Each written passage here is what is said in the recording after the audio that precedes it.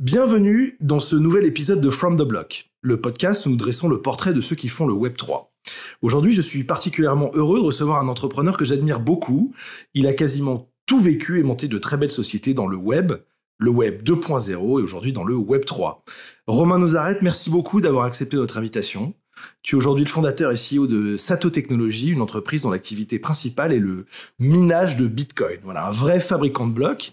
Nous allons aujourd'hui revenir sur ton parcours, ta rencontre avec le Bitcoin et la blockchain en général, sur les défis que rencontre l'industrie du minage, sur ton implication dans l'acculturation autour de cette industrie et pour finir, nous échangeons sur ta vision de l'innovation dans ce secteur. Voilà le programme de la journée. Super programme. Ravi d'être avec vous. On va pas s'ennuyer aujourd'hui, ça c'est sûr. Romain, est-ce que tu pourrais te présenter pour nos auditeurs ? Tout à fait. Romain Nouzareth, entrepreneur depuis 25 ans. J'ai découvert en fait l'Internet à New York, là où j'habite en ce moment. J'ai migré il y a à peu près une vingtaine d'années en allant visiter mon frère qui faisait des études à New York et lui-même travaillait dans une boîte d'Internet à l'époque. On a trouvé ça génial et on s'est dit créons une boîte en France, et donc on a créé une des premières web agencies en France en 95. C'était pas facile à l'époque, il y avait pas beaucoup d'internet, ça commençait vraiment aux États-Unis, mais en France c'était très petit. Par contre, on a eu la chance d'être là au début, et donc dès 97, quand ça a commencé un peu à marcher, on a pu signer beaucoup de contrats avec notamment l'INPI, la Poste, EDF et ce genre de personnes. L'Oréal, et puis on a commencé à monter l'entreprise.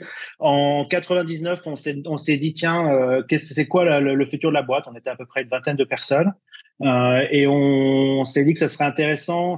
Il n'y avait pas beaucoup à l'époque encore de capital risque, on parle en 98, 99.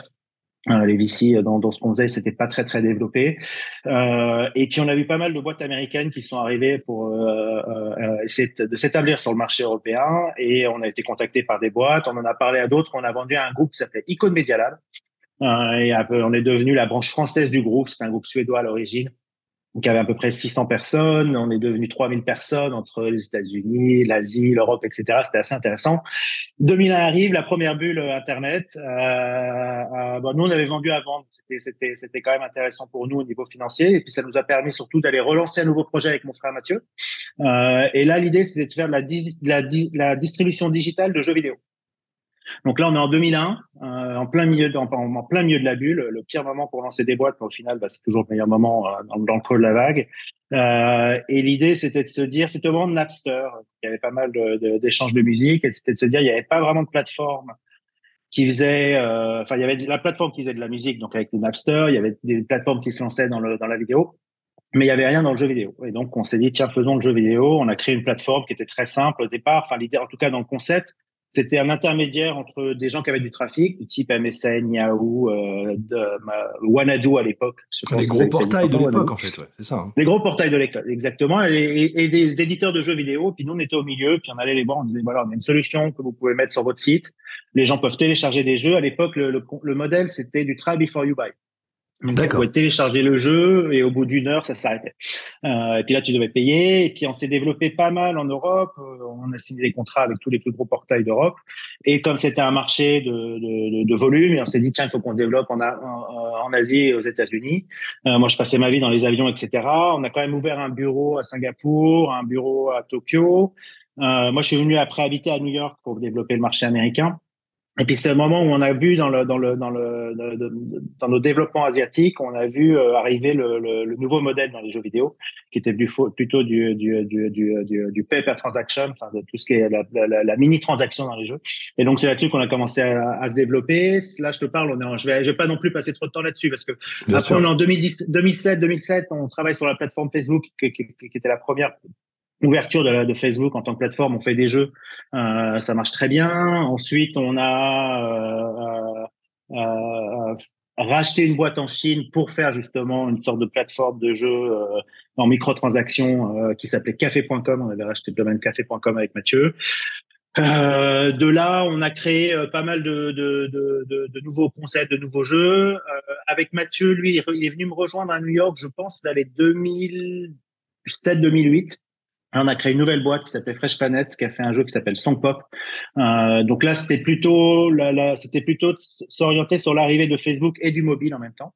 Donc la première au départ, c'était vraiment les nouveaux modes de transaction et de jouabilité sur Internet. On a connu du succès. Ensuite, on s'est dit, bah, maintenant faisons sur tout ce qui est Facebook et mobile. Et donc c'est là où on a créé Fresh Planet. On a fait un jeu qui a très très bien marché, dont Mathieu qu'il a beaucoup développé, qui s'appelait Songpop, qui a monté à peu près à une centaine de millions, 120, 130 millions d'utilisateurs. Et en combien de temps, je crois que c'était une phase de croissance absolument extraordinaire C'était très rapide, ouais. Je pense que c'était quand même pas aussi rapide que ce qu'on voit aujourd'hui, parce qu'on n'était pas au même niveau technologique de pénétration, notamment du mobile. Mais en fait, c'était les premières vagues qui étaient énormes. C'était quand ça aligné avec Facebook et le mobile. Donc, quand tu as eu iPhone et Facebook et qui a ouvert les deux, ce qu'on avait déjà vu quand Facebook avait ouvert sa plateforme en 2007-2008, c'était ça qui s'était passé quand on avait vu les Zynga, quand on avait vu les Farmville et tout ça, c'était vraiment une nouvelle plateforme. Donc il y a eu ces étapes successives qui se sont créées. Moi j'ai pas mal travaillé. Alors après Mathieu a vendu la boîte à Vivendi il y a 2-3 ans, et maintenant Mathieu fait est CEO de Sandbox US. Donc il est Sandbox, resté dans les jeux vidéo. Ouais. Il est resté dans les jeux. Et puis c'est une équipe qu'on connaissait bien, Arthur et Sébastien, parce qu'on était un peu dans le même monde en fait. On était carrément dans le même monde. Donc Sébastien Borget, hein, c'est ça le CEO. Sébastien Borget, et ouais exactement. Et on se connaissait parce qu'on était dans les mêmes salons, dans les mêmes trucs, etc. Ils sont français d'origine, comme vous savez. Et Mathieu donc est rentré déjà, je crois, au board en premier lieu, et puis après il les a rejoints. Et en 2000, alors moi j'ai aussi travaillé sur pas mal de trucs avec Facebook à un moment qui était assez intéressant. C'était l'arrivée du chat dans les bots et ce genre de choses. Donc il y avait Facebook qui avait développé, enfin c'était pas les seuls, hein, mais c'était tout ce qu'on appelait le NLP, donc le Native Language Processing, un peu un précurseur de l'AI d'une certaine manière. C'était la capacité de parler via chat et d'avoir des retours. Et donc là-dessus, moi, j'ai décidé d'aller développer des jeux, notamment aussi des jeux de trivia sur cette plateforme. On a eu pas mal de succès aussi. On a eu à peu près, je pense, 20 millions d'utilisateurs au total. Bon, après, les business models de Facebook ont un petit peu évolué. Ils avaient lancé un truc qui s'appelait Instant Games, qui était assez intéressant. Bref, New York, pour arriver au mining, 2017. Enfin, moi, j'ai commencé à m'y intéresser à peu près vers 2013. Il y avait notamment un investisseur ici qui crée des sortes de meet-up, etc. Et je me souviens, malheureusement, j'en ai pas acheté à l'époque. Dommage. J'ai retrouvé des sortes de mots de passe que j'avais eu à l'époque. J'ai jamais terminé. En fait, c'était vachement dur à l'époque. 2013. Il fallait que tu ailles comprendre le concept de clé privée qui est publique. Tu savais pas trop l'adresse, c'était quoi, comment tu les avais, etc. Puis tu te disais bon allez, je verrai plus tard. Et puis finalement le plus tard est arrivé que en 2017, passionné forcément en plus sur le coup de la blockchain. Pareil avec Mathieu, on adorait ça. Et puis il y avait aussi deux Français qui habitaient à l'époque, à New York à l'époque, Julien Romanetto et Fred Montagnon. Qu'on connaissait, et ensemble on s'est dit bah tiens, faisons une mine de Bitcoin. Au départ c'était vraiment un projet pour s'amuser, on n'avait pas vraiment l'ambition d'en faire une énorme boîte. On s'est dit tiens, ça a l'air d'être assez simple, il suffit de brancher des ordinateurs et ça fait du Bitcoin, comment est-ce qu'on peut faire? Et à l'époque, enfin, on pouvait miner chez soi du Bitcoin déjà à l'époque, où il fallait déjà quand même une infrastructure un petit peu solide. Tu peux toujours miner chez toi. Aujourd'hui, avec assez peu de chances de réussir à faire un bloc quand même. Non, mais alors d'abord, tu sais, il y a les mineurs, on se met sur des poules pour rentrer dans le vif du sujet. Donc, on se met sur des poules, ce qui fait que ça te linéarise ton revenu. Et t'es capable, en fait, c'est quand même un pourcentage. Donc, en gros, il y a un bloc qui est fait toutes les 10 minutes. Ce bloc donne des rewards aux mineurs pour qu'ils continuent à avoir des ordinateurs. C'était ça le concept au départ du reward. Alors, on a un autre type de revenu qui sont les transactions, on en parlera peut-être plus tard. Ouais. Mais le vrai revenu des mineurs aujourd'hui, c'est le reward. Et en fait, ce reward, il est partagé à part égale entre tous les mineurs qui minent au même moment, quand le bloc se fait, en fonction, bien entendu, de leur capacité, de leur puissance de mining, ou alors leur computing power, si on veut l'appeler. Et donc, si tu as 1% du réseau, tu prends 1% de ce reward. T'as 10%, tu prends 10%, etc. Et donc vous êtes en 2017. Si t'es solo miner. Ouais. Pour revenir un petit peu à l'histoire, donc vous êtes en 17, vous êtes finalement 4 copains. Enfin, il y a ton frère et 2 copains. Ouais. Et vous dites le Bitcoin c'est intéressant. Pourquoi on n'essaierait pas d'en miner comme ça pour voir? Ça commence comme ça. Exactement. Ça commence comme ça. Moi, j'avais commencé à à investir un petit peu, puis surtout à me renseigner sur la partie de Bitcoin. Mon frère aussi c'est un gros geek, hein, Mathieu. Il était très très passionné là-dessus. Fred et Julien aussi, ils étaient à fond. Alors on était plus les quatre fondateurs investisseurs, et après au niveau opérationnel, c'était plus mon frère et moi au départ. Parce que bah voilà, c'est passé comme ça. Et donc en habitant à New York, on s'est renseigné pour savoir bah, où ça serait le mieux de miner, parce que la première dynamique qui est importante dans le métier du mining de Bitcoin, c'est ton prix électrique. C'est 80% de tes coûts. Et donc, si tu as des prix électriques qui sont trop chers, bah, c'est impossible de faire de l'argent. Et donc, à New York, c'est quand même assez cher. De la même manière, en France, c'est très cher. Par contre, pas très loin de chez nous, il y a le Québec, au Canada. C'est à 45 minutes d'avion. Et alors là, c'est la meilleure, c'est une des meilleures énergies du monde. Ils ont de l'énergie qui est à 99,9% renouvelable, dont 93% c'est de l'hydroélectricité. Le reste, c'est du vent, du solaire. Et puis, je crois qu'ils font un peu d'import de nucléaire d'Ontario à côté ou d'une province à côté. Mais ils ont une énergie qui est ultra clean. Elle est surtout hyper stable, ce qui est un point important également pour réussir dans le mining. Tu dois pas avoir des hauts et des bas. Tu dois pouvoir avoir une énergie qui est constante. Et puis, elle est extrêmement bien pricée. Elle est à peu près à 4 cents le kilowattheure. Et en fait, bah, c'est le point le plus important. Puis alors, il y a un autre intérêt pour nous, c'est qu'ils parlent français. Et donc, on a commencé à aller chercher un endroit. On a pris un avion avec mon frère, vraiment à l'ancienne, hein, à l'entrepreneur. Tu prends un avion et puis tu vas voir des gens, tu rencontres, tu te dis, tiens, où est-ce que je peux me mettre ci, est-ce que je peux me mettre là? Et on a eu une première chance, entre guillemets, dans l'implémentation de la boîte en 2017, c'est qu'on a trouvé à peu près à 1 heure de Montréal, une ville qui s'appelle Joliette. Et on a trouvé aussi un autre entrepreneur qui s'appelle Yvan Guibault, qui a pas mal d'usines dans pas mal d'endroits au Québec, etc., qui est aussi un entrepreneur de longue date. Et dans son usine, une ancienne usine de tabac, il y avait déjà 2,5 mégawatts d'énergie qui étaient là. Et puis surtout, on a eu la capacité de signer 20 mégawatts d'énergie avec la ville de Joliette dès 2018. Pour pouvoir développer. Pourquoi est-ce qu'on Alors, a fait ça? excuse-moi, Parce petite que même question, mais si tu... Ouais. pourquoi avec la ville de Joliette et pas avec l'opérateur local, en fait? Alors en fait, il y a une petite spécificité au Québec. Le Québec, c'est au niveau électrique, c'est un peu comme en France. Enfin, maintenant en France, ça a évolué. C'est vrai que je suis parti depuis longtemps, mais il y a un opérateur historique qui s'appelle Hydro-Québec, l'EDF français en fait. Et c'est eux qui distribuent l'énergie et aux particuliers et aux industries dans tout le Québec, à part dans quelques municipalités, donc des villes, à qui ils ont donné des concessions il y a une vingtaine, une trentaine d'années, même peut-être même une quarantaine d'années parce qu'on est en 2023. Et donc Joliette fait partie de ces municipalités-là. Et ça veut dire quoi? En fait, c'est la même électricité, sauf que elle est managée au niveau local par une petite équipe qui s'appelle Hydro-Joliette, qui sont hyper aussi hyper actifs. Parce que en fait, l'intérêt pour une municipalité d'avoir des des mineurs de Bitcoin, c'est énorme. Non seulement c'est beaucoup de revenus qu'on leur apporte, hein, on leur aujourd'hui à 20 mégawatts, on leur donne à peu près 10 millions de dollars par an. C'est de la marge aussi pour eux, à peu près entre 500 et 600 000 dollars. Je donne rien de confidentiel, hein, tout est public, et pour nous, puisqu'on est une compagnie Oui, publique, on y et reviendra plus pour eux, tard. Ouais. puisqu'ils sont une municipalité. Voilà, c'est beaucoup de revenus, c'est surtout quelques emplois, c'est pas mal d'entrepreneurs locaux qu'on fait travailler. Et puis après, bon, il y a d'autres choses dont on va parler qui sont intéressantes pour eux, qui est comme notre capacité de stabiliser la grille, de leur permettre de vendre une énergie enfin, eux, ils vendent une énergie qu'ils ne vendaient pas avant. Donc c'est tout gagnant en fait pour eux. Donc ça s'est très bien passé. Alors pour en revenir à 2018, on était au début, on était dans le milieu du boule, c'est-à-dire que tout le monde était ultra excité. Il fallait absolument trouver de l'énergie. Et puis il y avait déjà à l'époque de la valorisation de nos boîtes qui était un multiple de ta puissance de mining. Et donc, quand tu fais une puissance de mining, tu dis, bon, bah, si je mine avec un mineur, je vaux tant. Si je mine avec 10 millions de mineurs, je vaux 10 millions de fois plus.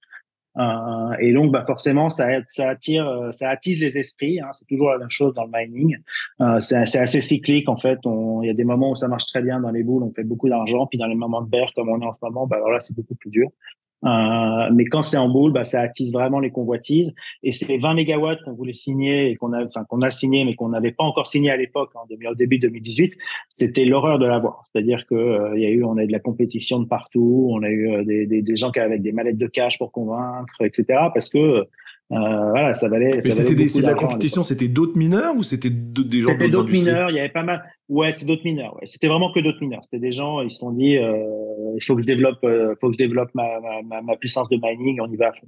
Et Donc donc il y a eu beaucoup la d'argent. À course l'époque, au mégawatt en 2017. Quoi.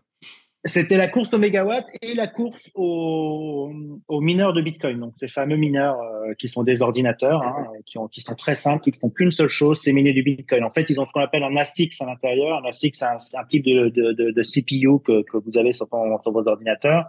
La seule différence, c'est que ça fait qu'une seule chose. Le CPU, quand ils les font sur les ordinateurs, ils doivent gérer tellement de choses, aller sur Zoom, regarder une vidéo YouTube, aller sur le web, etc., qu'ils peuvent pas être performants partout. La SIX, par contre, ça ne fait que ça dit je vais faire qu'une seule chose. Donc, ça mine du Bitcoin, c'est le protocole du Bitcoin. Sur les principes mathématiques, en gros, c'est théorie du jeu, t'essayes, et puis à un moment, tu gagnes. Et donc, à l'époque, ces ordinateurs SX étaient aussi en shortage. Il y avait une boîte notamment qui s'appelle Bitmain, qui est une boîte qui est assez phénoménale, qui a été créée, je pense, en 2003 en Chine, parce que le fondateur Jian Wu avait traduit le white paper du Bitcoin en chinois. Donc, c'était le premier à avoir traduit en chinois. Parce que historiquement, au début, tu pouvais miner du Bitcoin avec ton ordinateur Intel à l'époque. Après, tu pouvais miner avec des GPU comme pour l'Ether. Et puis après, c'est devenu, en fait, le network est devenu tellement sécurisé et tellement plus important qu'il a fallu avoir ce genre d'ASICs. Et donc, c'est ce qui s'est passé. Donc, cette boîte Bitmain, à l'époque, créait les S9, qui sont des mineurs assez mythiques que tout le monde a dû connaître. Donc, très simple de conception d'une certaine manière. Il y a un ventilateur en entrée, un ventilateur en sortie. Au milieu, tu as 3 boards qui ont les ASICs à l'intérieur et qui sont refroidis par des radiateurs. C'est tout ce que ça fait. Et après, bon, tu as un PSU qui est ton bloc électrique. Et puis alors après, nous, c'est là où on intervient, nous, dans notre centre. C'est on gère notre électricité pour avoir cette électricité qui est fiable. Et donc en 2018, les S9 étaient ultra en demande.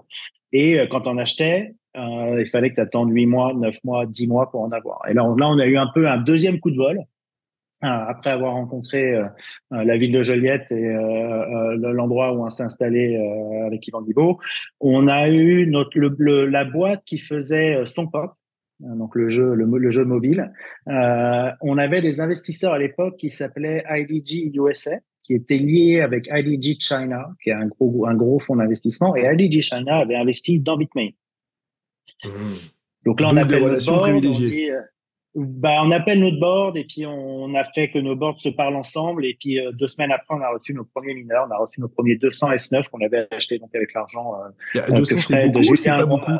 Est-ce que c'est beaucoup, C'était 200 pas mal mineurs? à l'époque, ouais. C'était pas mal à l'époque. C'était pas mal. C'était quand même pas mal. On savait, je t'avoue, on les a eu tellement rapidement qu'on savait même pas quoi faire avec Mathieu. Il a fallu qu'on parte. Je m'en souviens parce que c'était pendant les vacances de Noël en fait. On est parti tous les deux en louant une voiture et puis on s'est dit il faut qu'on aille les brancher. Donc on a commencé à les brancher, on a trouvé des électriciens, on s'est mis dans un endroit dans cette ancienne usine de tabac.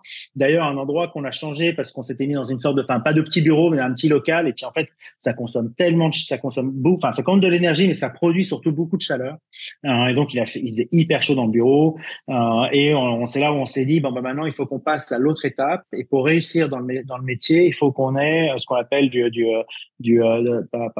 high scale de mining. Il faut qu'on gère bien notre température et notre électricité.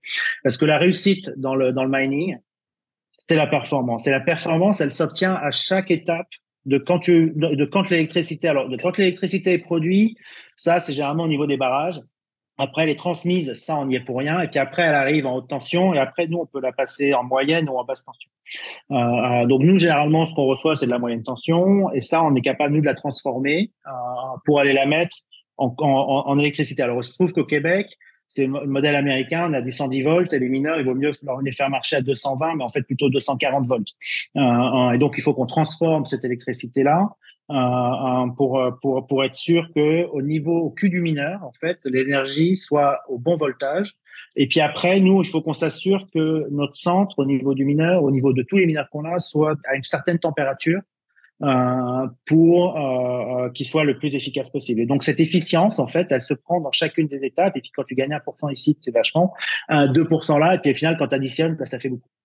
Et donc ça, c'est ce qu'on a vite compris avec Mathieu. Et donc on a créé là sur le coup un premier bloc de 2,5 mégawatts. Donc là, ça représente à peu près à l'époque peut-être plus, peut-être 1200 mineurs. Parce qu'après, alors, l'efficience, elle se trouve au niveau du centre concret. Elle se trouve aussi au niveau des mineurs, donc ces fameux ordinateurs qu'on a. Et puis après, elle se trouve aussi au niveau de la chip, donc ce fameux A6. C'est comme les puces d'Apple. Au début, on était à du 12 nanomètres, après à du 7, maintenant on est passé à du 3. On va peut-être aller avoir du 2, du 1. Bon, je pense pas qu'on aura du 0, parce que là, sur le coup, là, on sera D'accord, vraiment juste dans un monde petite virtuel. question, mais c'est quoi d'ailleurs le taux de remplacement de ces mineurs? Faut les changer tous les ans, les 2 ans, les 3 ans? Alors, non, alors ça dépend. Alors d'abord, ça dépend justement de ton centre. C'est-à-dire que si t'es bon, normalement, tu es capable de les utiliser assez longtemps. Et tu veux les utiliser longtemps parce qu'une fois qu'ils sont amortis, bah, c'est du pur cash. Et donc, tu veux pouvoir les utiliser. Par contre, tu veux aussi pouvoir avoir de l'efficacité. On le calcule en joules par T. Bon, en fait, c'est des watts. Des joules, c'est des watts. Donc, des watts par T. Combien de watts tu as besoin pour créer un terahash? Et un terahash étant l'unité de mesure, enfin, une des unités de mesure, parce que c'est du hashing, donc le hash. Donc, c'est comme ça qu'on calcule. Donc, tu as besoin d'avoir cette efficacité ou cette efficience parce que la difficulté augmente. Et comme la difficulté augmente, ça devient de plus en plus dur de miner. La difficulté, juste pour petite parenthèse, c'est quoi? C'est le principe anti-inflation du Bitcoin qui fait que le nombre de Bitcoin étant connu, donc 21 millions, sera finalement au final miné en 2140. Mais le principe anti-inflation, c'est le fait que tous les 4 ans, le reward du bloc est divisé par 2. Donc au départ, toutes les 10 minutes, en 2009, le bloc faisait 50 Bitcoin. 4 ans plus tard, 25, 4 ans plus tard, 12,5. Et maintenant, on est à 6,25. Et dans un an, donc le prochain halving, ça sera le 4e halving. Ça s'appelle On le a encore halving, en divisé fait, hein, par deux. le Ça fait de s'appelle le diviser halving, par deux. exactement. Ouais. Ouais, et ça, c'est le principe anti-inflation en fait du Bitcoin. Il fait, bah justement, on est à l'inverse de ce qui se passe avec l'euro, avec le dollar et les autres monnaies fiat. Bah, au lieu d'en créer à tire larigot entre guillemets, bah ça se divise par deux. Il y en a, et ça devient de plus en plus rare. Et donc ça vous force, en fait, vous, en tant que mineur, à être de plus en plus efficient pour continuer, Exactement, finalement, presque produire exactement. autant de bitcoin. Exactement, parce qu'en fait, c'est un métier où les plus performants survivent. Et si t'es pas bon, tu t'arrêtes de miner parce que tu perds vite de l'argent. Et encore une fois, ton premier coût, c'est ton premier point de dépense sur ton coût électrique, c'est ça sur lequel tu dois aller. Et puis après, bah, c'est ce que tu fais autour. Et puis après, enfin, il y a ce que tu fais autour, ce que tu construis autour, mais c'est pas suffisant. Il faut que ce que tu construises s'arrête jamais en fait. Tu veux pouvoir miner 24/24. Et donc, pour revenir à ta question, les mineurs, oui, se changent, mais alors en même temps, les S9, par exemple, ils se recyclent. Et donc, les S9, nous, on en a plus parce qu'ils sont pas performants et puis on en est passé au nouveau modèle. Aujourd'hui, on a à peu près 6000 mineurs qui fonctionnent pour 20 mégawatts. Mais ces S9, on les a revendus parce qu'il y a des gens qui les utilisent, notamment au Venezuela, ou j'imagine comme des pays au Liban, parce que bah, même si c'est pas très intéressant au niveau efficacité, bah, c'est toujours, ça coûte pas grand chose si quelqu'un de l'électricité pas chère comme au Venezuela, de miner. Et donc ils se recyclent en fait ces mineurs-là. Ensuite, ce qu'on voit, c'est que la durée de vie des nouveaux mineurs est plutôt bonne. Et donc, on n'a pas vraiment de problématique. C'est vrai que c'est souvent un sujet, notamment sur l'environnement, le recyclage. Mais là, je dirais que c'est un petit peu comme la partie énergétique, c'est-à-dire que bah, on est une goutte d'eau dans le problème des chips s'il y a un problème de chips. Il doit y avoir peut-être 15 millions de mineurs qui ont été fabriqués, des ordinateurs dans le qui minent, il y a peut-être 15 millions. Le vrai problème des chips, s'il y en a, c'est ceux de nos iPhones, nos télé et nos ordinateurs. C'est pas les mineurs de Bitcoin qui créent le problème. On y reviendra un peu plus tard sur toute la partie Ouais. environnementale. Donc, si je comprends bien, donc ça veut dire que vous êtes parti au Canada avec ton frère, vous avez trouvé de l'électricité pas chère, vous avez trouvé un entrepôt, vous avez trouvé des mineurs, vous vous rendez compte en fait des problématiques de chaleur, etc., environnementales, enfin que vous ressentez finalement presque physiquement dans vos bureaux parce que tout ça il fait très chaud.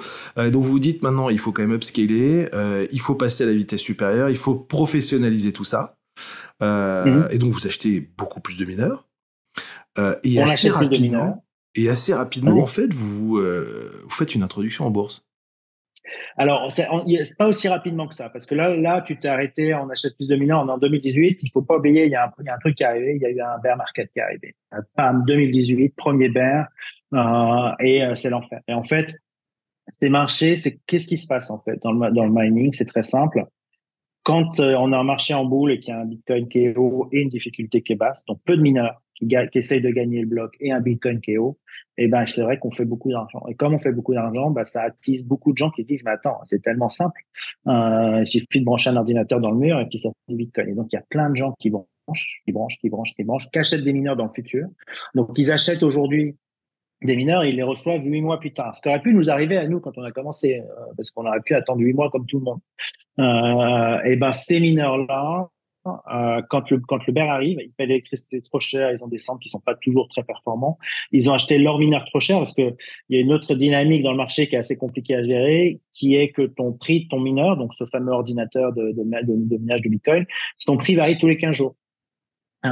Et donc, tu peux l'acheter un jour X, mais si tu le reçois 3 mois plus tard ou 6 mois plus tard, bah, les dynamiques de marché sont tellement différentes qui fait que ça a créé le problème. Et donc, 2018, le bear arrive, et donc là, on est dans la situation inverse, qui est exactement celle dans laquelle on est. Un prix du Bitcoin qui est bas et une difficulté qui est haute. Et donc, ta puissance de mining produit moins de Bitcoin, et les bitcoins que tu produis font moins de fiat, parce que tu as quand même besoin de fiat. Le fiat, c'est le dollar, l'euro, c'est les monnaies financières. Ouais, t'as besoin de ça parce qu'aujourd'hui, alors nous on travaille avec Hydro-Joliette, qui est la fameuse ville dans laquelle on est avec Hydro-Québec. Bah eux, ils prennent pas le bitcoin. Donc, il faut quand même qu'on ait. Donc, au départ, on utilise nos bitcoins pour payer nos opérations et puis pour continuer à acheter plus de mineurs. On a quand même réussi pendant la crise. C'était un projet à l'origine avec Mathieu et même Fred et Julien. On n'était pas à 100% dessus, donc on n'avait pas, si vous voulez, on avait un employé qui était là-bas et c'était suffisant. Donc on avait des coûts aussi d'exploitation qui étaient très très bas. Et donc on a quand même pu continuer à grossir, mais pas très très vite parce que il y avait pas, c'était impossible de leur relever de l'argent, le marché était déprimé. Fin 2018, exactement comme maintenant. Et puis alors là, après l'autre boule arrive, 2019-2020. Enfin même plutôt 2020 en fait. Et là, donc, on a pu continuer aussi à se développer. Là, on a branché nos 20 mégawatts, on a finalisé de brancher nos 20 mégawatts. Et puis, on a vu en fait des boîtes qui marchaient extrêmement bien sur le marché financier, des boîtes comme Hive, Bitfarm, Hut8, qui sont des gros mastodontes de mining.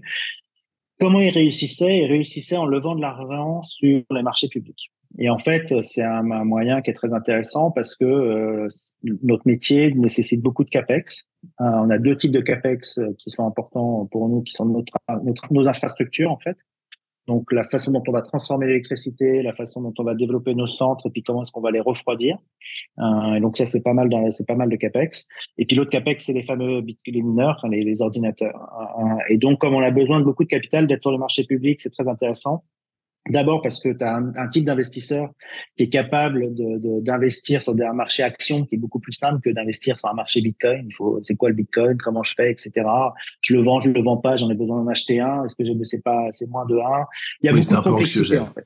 Alors que les actions, c'est donc beaucoup nous plus on est un proxy pour investir sur le Bitcoin grâce au marché financier. Donc ça c'est très intéressant. Ça apporte aussi une ouverture complète de la boîte. C'est public, il n'y a rien de caché, tout est publié, tout est public. C'est aussi un sujet en fait sur le Bitcoin mining et sur le Bitcoin en général. C'est qui ces gens, d'où ça vient, pourquoi est-ce que je mettrais de l'argent chez eux, etc. Tu sais pas. Alors que quand tu es public, bah, tu es quand même vêté par un marché. Et donc tu te dis, bah non, regardez, nous on n'est pas des truands, on n'est pas des machins. Alors c'est toujours la même dynamique qui revient dans le Bitcoin. Et donc ça, c'était intéressant. Et puis surtout, tu as la capacité d'avoir une façon de lever de l'argent qui est assez intéressante puisque dans notre métier, comme je crois que je te disais il y a pas très longtemps, et c'était le cas en 2018, c'est toujours le cas en 2020, c'est encore le cas aujourd'hui. Notre valeur est un multiple de notre puissance de mining. Et donc, qu'est-ce qu'ils ont fait, ces gens-là, comme Bitfarm, Hive, etc. Ils se sont dit, bah, c'est très simple, je vais lever de l'argent grâce au marché financier et annoncer que je vais acheter des mineurs qui vont me faire monter ma valeur. Et donc, il y a un principe sur le marché qui s'appelle l'ATM, qui veut dire at the market. En gros, c'est quoi? C'est que tu vas voir les marchés financiers. C'est les marchés comme ce qu'on a nous au Canada, mais c'est la même chose aux États-Unis. Tu vas voir le marché, tu dis bonjour, je voudrais lever une enveloppe 10 millions, 50 millions, 500 millions dans les 12 prochains mois et je voudrais pouvoir faire ça par tranche avec des investisseurs at the market, donc au jour du marché. Donc aujourd'hui, je t'appelle, salut Alexis, est-ce que tu voudrais investir 5 millions de dollars pour acheter des actions au prix du marché? Tu me dis oui. Et le lendemain matin, on fait un communiqué de presse et on dit bonjour, on a levé 5 millions avec Alexis et on a acheté déjà pour 5 millions de puissance de mining. Et donc, ça te fait monter ta valeur. Et donc, ces boîtes-là, on fait ça en 2020 et nous, on s'est dit, bah attends, nous aussi, faisons-le. Ah oui. Alors donc là, on a commencé à regarder un peu comment faire. C'est assez intéressant, hein, le monde de l'intro en bourse. J'ai jamais autant bossé de ma vie. Mais tu t'en avais jamais fait en Euh, fait d'intro en bourse de ta non, vie. c'était la première où c'était vraiment fait à la mano, comme on dit. Alors, on a eu aussi un autre bol d'une certaine manière, c'est qu'en 2018, on a rencontré Fanny, que tu connais, que tu avais rencontré aussi, Fanny Philippe, qui était à l'époque notre auditrice pour vérifier nos comptes, elle travaillait à l'expert comptable en fait de notre boîte. Et qu'on a embauché en fait dès 2019-2020. Donc elle est venue nous rejoindre et donc ensemble on s'est vraiment mis à fond à travailler à 100% à cette période-là pour se dire voilà, rentrons en bourse. Et donc là, rentrer en bourse, c'est un process. Alors on a fait ce qu'on appelle un CPC, qui est l'équivalent un peu d'un SPAC D'accord. au Canada. Ça veut dire Capital Pool Company. En fait, on a été reprendre une boîte qui était déjà cotée, on l'a achetée. Et on a fait une introduction. Donc, on a introduit en 2021. On a fait ça en 4 mois, je crois. C'était aussi un exploit de le faire. On l'a fait vraiment. Fanny et moi, on a bossé tout l'été. On a fait le filing statement. On a tout fait, etc. On a eu quand même des avocats qui nous ont bien aidés. Mais ce qui est assez incroyable, c'est qu'en fait, personne t'explique comment ça marche. Tu as besoin de tout faire tout seul, de comprendre tout seul. Donc, il a fallu qu'on voit plusieurs CPC pour qu'on arrive à trouver le bon qui soit bien pour nous.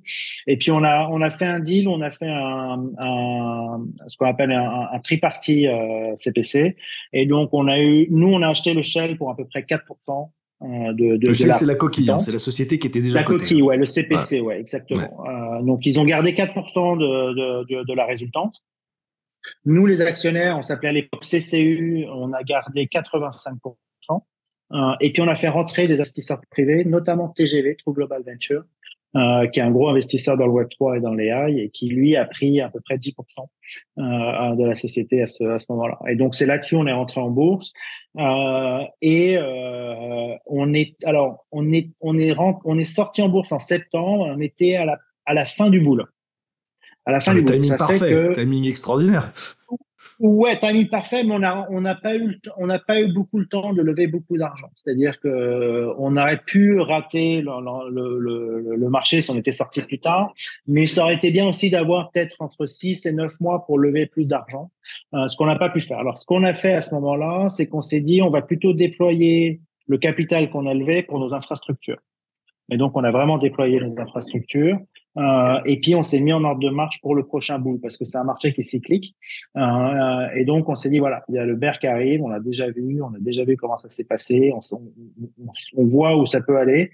Et donc, d'abord, on a fait comme beaucoup de boîtes et beaucoup d'entrepreneurs, et comme je l'ai beaucoup fait dans ma carrière, malheureusement, d'une certaine manière, mais tu scrapes tout ce qui est en gras, tu dois couper. C'est comme ça que Mais ce qui tu finalement, en fait, deviens t'aide plus aussi à performant. préparer la prochaine phase de croissance de la société. Exactement, exactement. Et donc tout 2022, on a annoncé qu'on était operating cash flow positif, donc c'était quand même un très bon résultat dans un marché qui est quand même déprimé. Q1 2023, donc le dernier trimestre, non seulement on est operating cash flow positif, mais en plus on fait des profits nets d'à peu près $600,000. Donc c'est quand même aussi très bon dans un marché. Et donc il faut pouvoir passer en fait dans ces marchés-là. Et plus t'es performant dans ces marchés-là, plus tu overperformes dans les marchés de bourse. Et puis il y a un autre truc aussi qui est important, c'est que le principe de ce que je t'expliquais qui s'appelle l'ATM, ça, tu peux pas le faire quand tu es coté en bourse la première année. En fait, tu as besoin de montrer au marché au moins une année de résultats et après, ils te permettent de faire ça. Et donc maintenant, voilà. Donc maintenant, on se met en ordre on s'est mis en ordre de marche, en ordre de bataille. D'abord pour être ultra performant et on a montré qu'on était ultra performant. On a dans le marché, on compare notre performance au nombre de bitcoins que tu fais par exahash. Donc, un terahash, c'est ce que produit un mineur. Après, tu as des pétahash et puis après, des exahash. Après, tu as même des zetahash. Alors là, quand on en sera là, ça sera beaucoup. Mais pour donner donc une visualisation, il y a aujourd'hui à peu près 380 exahash dans le monde. Donc, tous les mineurs, toute la puissance de calcul, ça représente 380. Un exahash, c'est comme dans ton GPU, tu sais, que tu dis, j'ai des gigahertz, ce genre de choses, c'est pareil. Enfin, c'est pas pareil, mais en tout cas, c'est le même concept. Ouais, c'est un bon proxy. T'as des paliers. Et donc, dans le monde aujourd'hui, si tu prends tous les mineurs, t'as 380, ce qui est beaucoup. Enfin, ce qui est beaucoup. Ça a beaucoup augmenté. Nous, on a 0,6 de ça. Donc, ça te donne une visualisation de notre grosseur. Les plus gros des mineurs, peut-être 10 exahash. Donc, tu vois, on est quand même dans la course pour monter. Puis maintenant, on est en ordre de bataille pour se dire, il faut qu'on développe notre puissance de mining. Et donc, on a plusieurs points pour le faire. Et puis surtout, on va pouvoir se faire financer parce que le moment où le marché tu as une fenêtre à peu près de 7 à 9 mois pour aller lever de l'argent à scale sur le marché public, et donc ça, on va être capable de la suivre. Aujourd'hui, Dans tout le est même, prêt, dans quoi. le même, ouais. Alors après, dans la même mouvance, en fait, ce qui se passe aussi par rapport à nos centres et dans notre évolution, même dans notre réflexion, c'est qu'on s'aperçoit qu'on est une boîte de commodité, en fait. Et nous, qu'est-ce qu'on fait? On prend l'électricité et on applique de la puissance de calcul, on transforme ça en autre chose. Et donc, les centres qu'on a fait, on pense qu'ils vont être extrêmement performants aussi pour hoster tout ce qui est les computing power dont on a besoin lié à l'intelligence artificielle. Et donc, on est en train de se développer aussi sur ce marché-là parce que, d'abord, il y a une partie opportunistique, mais parce qu'il y a un vrai marché. Aujourd'hui, on voit les requêtes ChatGPT, Bard ou tous les trucs d'image, etc. Enfin, aujourd'hui, c'est comme l'Internet dans les années 90, quoi. La capacité de calcul dont on va avoir besoin pour l'AI va être énorme. Et donc, on pense qu'il y a un marché qui est très intéressant et que nous, on a une carte à jouer en tant que mineur de Bitcoin grâce à l'efficience des centres qu'on a développés. Alors, qui sont différents des centres de data type Amazon, AWS, enfin AWS, Ouais, Amazon, c'est la IBM, question que j'allais te poser, ouais. etc. Mais alors, en fait, d'abord, ils sont super bons et notre mentalité est pas de dire on va être meilleur qu'eux. Mais peut-être on va être différent, en fait. On va être différent parce qu'on a une méthode de refroidissement de nos ordinateurs et de gestion de notre électricité qui est ultra performante et qui aussi permet d'avoir un truc intéressant, je pense, dont on va avoir besoin dans les AI, pas tous les modèles d'AI, mais qu'on appelle le tier zéro, qui sont des tiers de data center, en fait, qui fait que tu n'as pas besoin d'avoir de memory que tu peux mettre en redondance. Donc, en gros, tu peux t'arrêter quand tu veux, tu n'as pas besoin d'avoir des générateurs ou des génératrices qui partent. Et nous, c'est ce qu'on fait dans le Bitcoin. Et dans le Bitcoin, c'est un avantage qui est énormissime parce que c'est ça qui permet de stabiliser la grille. Et le fait que Alors la tu as une grid, grille alors énergétique. juste pour nos auditeurs, la grid, en fait, c'est le réseau électrique dans lequel tu es Ouais, inscrit, c'est ça? exactement. Et en fait, ce réseau électrique, le plus dur à gérer, c'est les pics énergétiques. Donc en gros, à 6 heures du soir, la population revient, ils branchent leur Tesla ou ils mettent leur four en micro-ondes. Et là, pam, Ils tu as allument la besoin de plus télé, d'énergie. etc., etc. Ouais, exactement. Et Ouais. pareil le matin, en fait. Et ça c'est les pics au niveau des personnes. Et puis après, tu as au niveau des industries. Là, ça peut être un peu plus linéaire. Après, tu as des industries qui sont 24/24, etc. Mais en tout cas, ce qui est important pour les mineurs de Bitcoin, c'est qu'on est capable de s'arrêter en quelques millisecondes. Nous, par exemple, dans notre centre, on a intégré programmaticalement la grille énergétique d'Hydrojoliette et notre centre. Et on est capable de s'arrêter en quelques millisecondes dès qu'ils ont besoin d'énergie. Ils ont souvent besoin de l'énergie, enfin pas souvent en fait, tout le temps, mais en hiver. Pourquoi? Parce qu'il fait froid, donc l'énergie, les gens chauffent plus.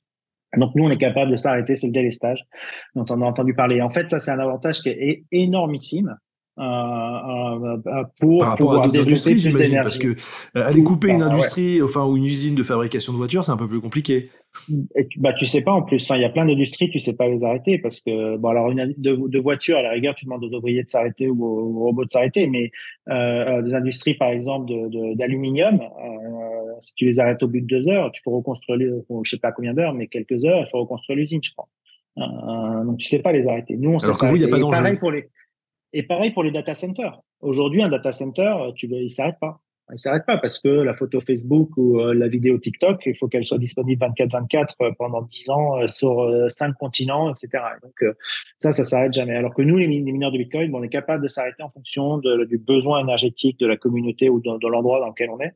Et ça, c'est un enjeu majeur et on pense et on veut développer justement la partie de computing power pour l'AI tout en gardant ça. Alors, ça va être un certain type d'AI, hein. Ça va pas être n'importe, ça va pas être, je pense qu'il y aura toujours besoin d'avoir des centres de type IBM et Microsoft, mais de toute manière, aujourd'hui, ils le sont déjà, ils vont déjà le faire. Ils seront déjà beaucoup plus forts que nous, d'une certaine manière, de par leur puissance, et pour négocier les chips chez Nvidia et puis utiliser leurs centres qu'ils ont déjà.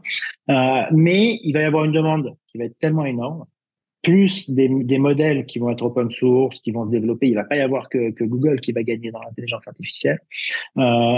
Et en plus, il va y avoir, je pense, un type de données ou de computing power qui va être assez similaire à ce qu'on fait avec le Bitcoin. Finalement, un mineur de Bitcoin, ça fait du process de calcul ou du process informatique, on va dire, et puis ça renvoie un résultat. Et ben dans les AI, ça va être pareil. C'est-à-dire qu'aujourd'hui, quand tu vas utiliser ton téléphone portable pour faire un scan de ta bouteille d'eau pour que ça dise c'est une bouteille d'eau, et ben tu vas avoir besoin d'envoyer de l'information, de la traiter et puis de la renvoyer. Après, tu n'as pas besoin non plus de la mettre dans 50 millions d'endroits différents dans le monde. Et donc ce genre d'information, je pense qu'il va se développer. Et nous, nos centres, en fait, vont être extrêmement bien faits pour ce genre d'AI, pour développer ce genre de computing power dont on va avoir besoin. Donc, on est en train de pas mal se développer là-dessus. C'est aussi intéressant au niveau financier parce que là, sur le coup, on va être capable d'ajouter une plus grosse part de dette sur du long terme. Parce que là, tu peux convaincre plus facilement des banques d'investir sur des infrastructures, notamment électriques, sur les 20 prochaines années. Tu es moins lié au Bitcoin et au cycle du Bitcoin. Ouais, qui reste quand même aujourd'hui un sujet un peu sulfureux et dur à comprendre. J'imagine que même pour une banque ou un investisseur, de lire les comptes d'une boîte qui fait du mining de Bitcoin, c'est pas forcément la chose la plus simple à comprendre.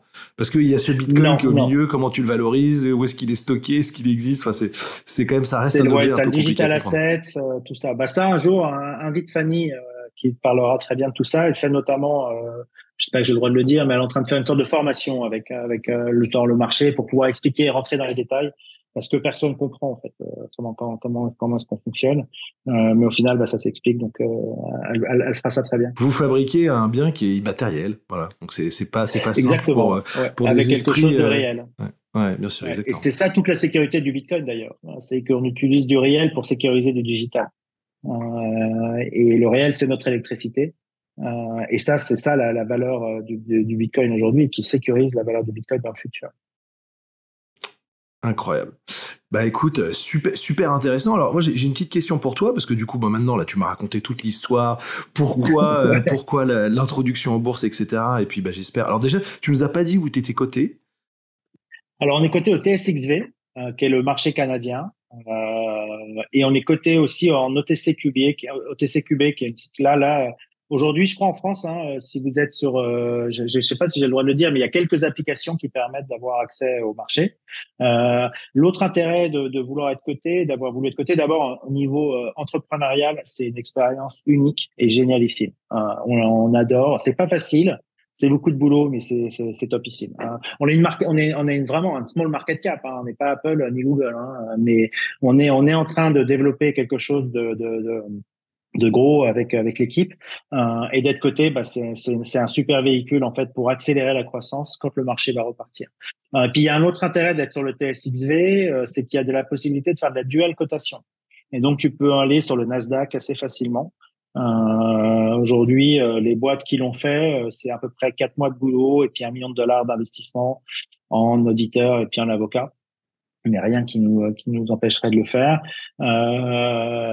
Et d'ailleurs, les autres l'ont fait. C'est-à-dire que, encore une fois, les Bitfarms, les Hive, etc., on n'invente rien. Je suis le même chemin. On suit le même chemin. Ça a marché pour plein de boîtes avant nous. Et on va suivre le même chemin. La différence, c'est que eux, ils l'ont fait au dernier boule. Nous, on va le faire au prochain. Et donc ça va être aussi une belle expérience. Voilà. Non, très intéressant. Alors, il faut juste que je précise qu'évidemment, ce n'est pas un conseil en placement financier, mais c'est quand même assez impressionnant de voir que pour la première fois, en fait, t'as quand même réussi ton introduction en bourse. Et ce que j'ai trouvé aussi remarquable dans l'histoire de Sato, c'est vous avez un peu une approche finalement assez ESG, très holistique en fait, sur l'énergie que vous produisez, la chaleur qu'elle produit. Et finalement, vous avez, alors tu vas nous raconter un peu plus, mais vous réutilisez la chaleur pour en fait chauffer la ville à côté, si j'ai bien compris. Tout à fait, ouais, tout à fait. Alors on s'est attaché depuis au début, dès qu'on a commencé à miner. En fait, c'est un vieux sujet, la consommation énergétique et la pollution que le Bitcoin crée ou créerait. La réalité quand même qu'il faut repréciser, c'est qu'aujourd'hui le minage de Bitcoin c'est 0,15% de toute l'énergie du monde. Et donc on est une drop dans les problèmes que l'humanité est en train d'avoir. Et donc on est facilement pointé du doigt, alors que finalement on est assez petit. On fait souvent la comparaison avec des pays. On dit ah ça consomme plus que la Suède, mais c'est aussi fallacieux comme argument, parce que si tu compares une industrie mondiale, forcément ça va consommer plus qu'un petit pays. Ils ont 15 millions d'habitants en Suède. Forcément, une industrie mondiale va consommer plus que 15 millions d'habitants. Les lumières de Noël consomment plus que Bitcoin. Et personne ne se dit, tiens, il faudrait les arrêter. YouTube consomme plus que ChatGPT, Bitcoin. j'imagine que ChatGPT doit bien Alors, consommer aussi, mais ChatGPT, personne n'en parle. bah, personne n'en parle encore, mais par contre, on va avoir les mêmes débats. Et c'est aussi ça qui est hyper intéressant, et c'est là où c'est passionnant aussi, ce débat-là. Et ce qu'on a pu faire, nous, on a intervenu avec des lobbyistes, on a des groupes, on s'est mis tous les mineurs ensemble. Et en fait, ce combat, il est essentiel parce que si on se bat pas, nous, les Bitcoin mineurs, pour une possibilité d'utilisation efficace de l'énergie, et ben demain, les mêmes débats vont se reporter sur les autres choses. Et on le voit arriver, l'intelligence artificielle, il va y avoir les mêmes débats. Pourquoi est-ce qu'on donne de l'énergie pour l'intelligence artificielle? Ça sert à rien. Et en fait, bah, si tu laisses faire le Bitcoin, et ben demain, ça va être l'intelligence artificielle, et puis après, ça sera autre chose, et puis après, ça sera autre chose. Et donc, nous, ce qu'on a déjà fait, alors, on réussit pas très bien, pour être très franc. Notre lobbying sur l'environnement. D'abord, bah, on n'a pas de CEO, on n'a pas d'agence de presse, on n'a pas de groupe de lobbying. Dans le Bitcoin, c'est complètement décentralisé. Et donc, on se fait attaquer régulièrement sur la partie énergétique.